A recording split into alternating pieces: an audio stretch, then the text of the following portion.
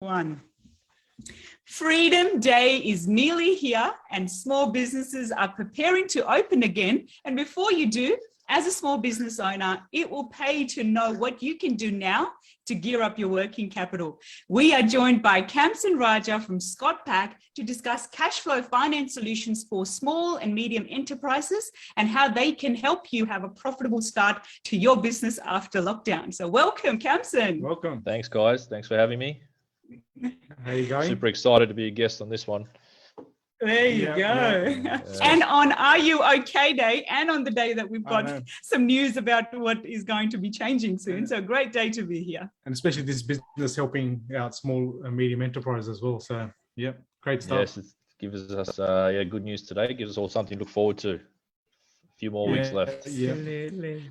That's it. So, firstly, ScotPac. What do they do, Kamsen? Tell us a bit about it. So, ScotPac Business Finance, we're a non-bank lender.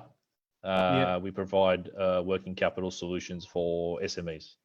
So, we're pretty much looking at all your businesses that require cash flow funding. We can do that. We can do that via our main product, which is invoice finance. Yep. So what that means is we pretty much look at your business invoices. So businesses that specialize in B2B, business to business. We've got to emphasize that it's business to business. And basically, if they offer terms to their clients, then we can fund those invoices and turn it into cash flow for them. So rather than waiting for their customers to, whatever it be, 30 days, 45, 60 days for them to pay them back, we'll provide them with the cash against those invoices. So we can basically... Yes, yeah. And then we so can you've got basically access to that. Yes, exactly. And then they've got access to those funds today or tomorrow to use it to continue growing their business as opposed to waiting. We've also got asset finance. We can help them with asset finance. That's your traditional finance against your machinery, vehicles, and we can do new and secondhand, and we can also refinance your existing machinery. So a bit different to your traditional funders. And then we've also got trade finance. So we can help businesses that are purchasing goods from overseas and local suppliers. So rather than use their own cash flow to purchase the stock and then wait for it to arrive in the country, and then you got to sell it and then wait for it to get paid, we can help fund that for pretty much on the day it leaves the overseas. Yeah, this will be great beneficial to small business out there. So one of the main points we were talking offline was that property is not required as security as well when financing for the clients. Yeah, so we got some key. So as I mentioned, we're not a bank, right? So we non-bank lender. So the key differences between ScotPac and your traditional funders, the banks, are yes, number one, we do not require property as security. Yeah. And that's quite that's a really big positive. And we're chatting offline as well. A lot of and you can attest to this, Gadev, is when businesses go and get facilities from your traditional funders that they will take property as security and tied up with everything else. Whereas we won't require that property, so we can help release it. Your family home is not tied to your business, and then you as well as a broker can help the client use that property to build a portfolio. For future. The other key things that differ us from the banks are we'll fund ATO debt, no problems at all there. That's massive. That's big at the moment, and profitability. Profitability is not required. So unlike your traditional funders where they'll look at the bottom line financials, we don't require the business to be profitable, so we can still fund businesses that are making losses.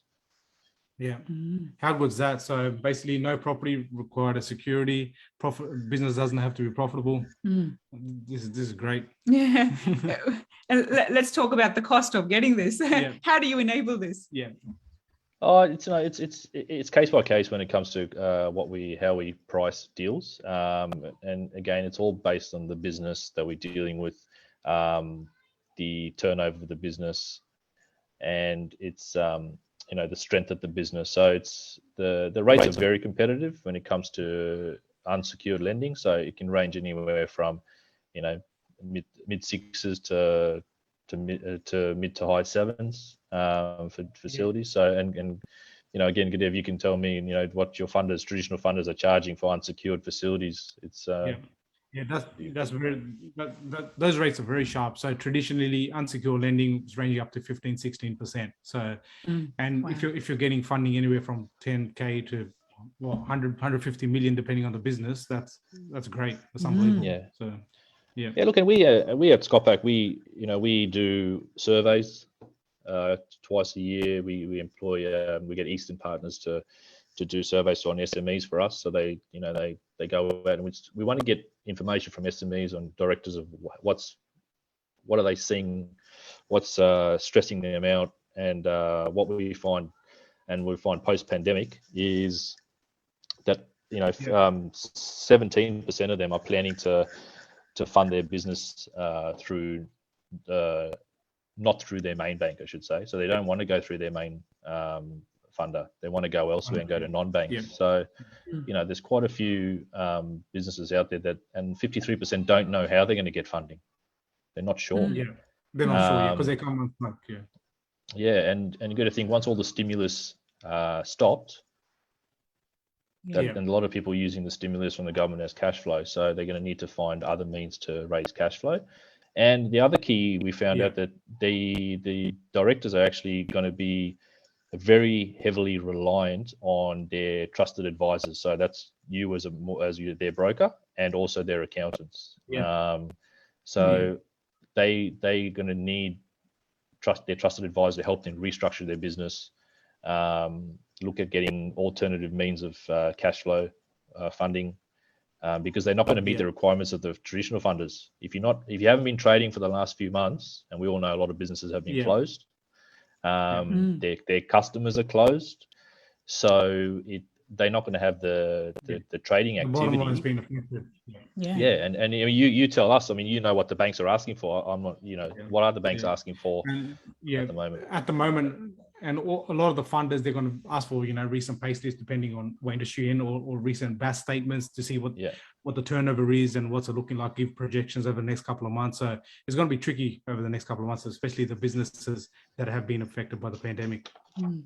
Yeah, and the other thing is the funds, the facility we put in place, they can use those funds they can buy equipment, they can pay wages, and a lot of directors want to make sure they can still pay their staff. I mean, that for them that's a massive issue. That that old question, what keeps you up at night? Paying your staff is a big thing. So if they can have cash flow available to pay staff, that'd be great. They can buy more stock. You can fund expansions.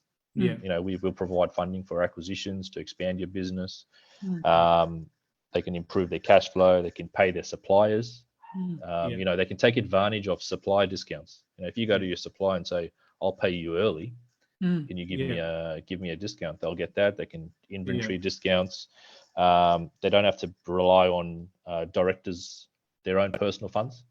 Exactly. Right? Exactly. So they can really pump up the business and get it going, especially in these times.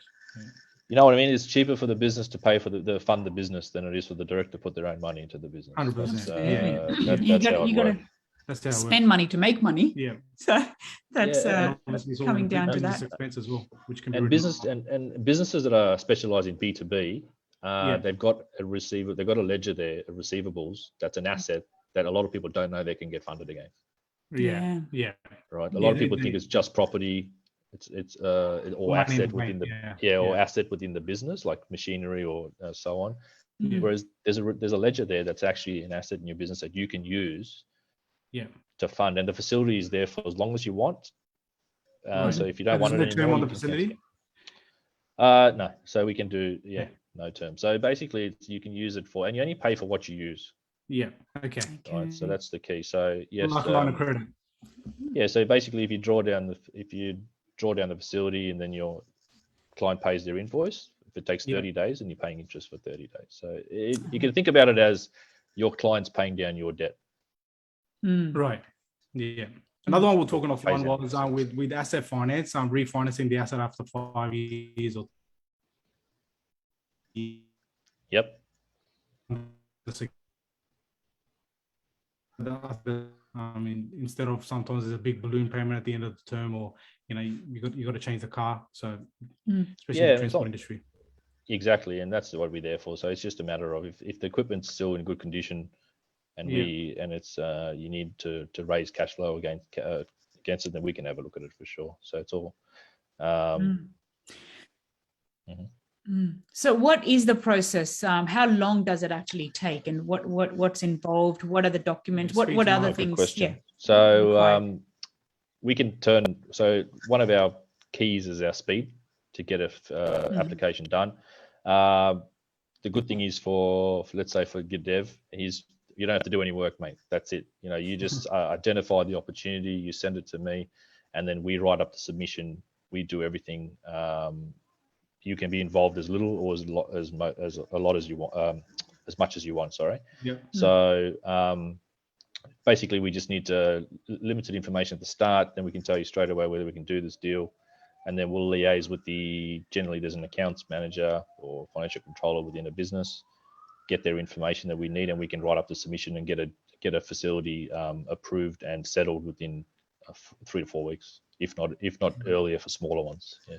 There you go. Right. So that's why it's critical now to have those conversations now with the 18th of October looming. You've got a couple of weeks now to get everything in the pipeline and up and running. So good timing. Hit us up. Yeah, that's it. So talk to Dev, and then we can. It's very simple process. We try and make it as easy as we can for the broker and the client, because we do all the work for you. So it's that's the best part. The other thing is that when you say identify opportunities, people ask, how do you identify these opportunities? The key is it's for businesses that are falling behind, so that need to fund ATO, that have ATO debt, that want to make super payments, payroll tax. They need to pay suppliers. They're getting so that this is key points, key things you can look for when talking to an SME, or if they're listening, if they're going through this, then this is something we can help with. If they're turning away orders because they don't have enough cash flow, a lot of businesses are going through massive growth in the last, like any crisis, there's always some industries and some businesses are going to do well, are going to thrive. So there's a lot of businesses actually turning away orders because they just don't have the cash flow or manpower to fulfill them. If they don't want to rely on their own funds, which we spoke about, and if they're outgrowing their own facilities, so at their banks, if they need bigger facilities to help them grow their business, and also if they don't want to put up any property. So those are key things that you can have a conversation with, or the listeners are in that position that need cash flow. And I think the key is as well is the industries we deal in, because it is business to business. We need to ensure that our key industries are your manufacturing, your wholesale distribution, recruitment, labor hire, transport, logistics, which is quite a big industry. That's massive. That's massive. So that's what we specialize in those, and that pretty much covers most of them. But it's very hard to do your retail because that's all B2C, so you can understand so what the parameters are. So wow. So there's a lot of opportunities out there. Absolutely. I think we're just small businesses. I think normality is about to come, and this is a great opportunity for anyone to sort of take up and gear up and be ready to start. Like I think it's how they have the band pulling effect. It's about to go the other way at twice the speed at what the economy has gone through now. This is a great solution. I think businesses might not even be aware that they can use their receivables as an asset to get funding. They might be thinking they're stuck. So I think, and especially coming out of this lockdown, they're going to need funding to start up again and start going. So, and we know our traditional funders is going to be very difficult for them to fund. And the time it's going to take, they're going to need money quickly. That's something we can time is definitely help them with. That speed to market sometimes is a game changer. Too easy. Thank you very much. Any final words before we close off? How do we contact you? Through your mobile number direct, or goes through the broker? Go to the broker. That's it. You can't cut the middleman. Go through the broker, and and then we can workshop any opportunities that come through. No problems. Perfect. Well, thank you much. For those of you listening, we're more than happy to speak to you further. Any other questions that you might have, do feel free to get in touch with us and we'll be able to guide you from there. Perfect. Thank you very much for joining us. Thanks, guys. Appreciate it.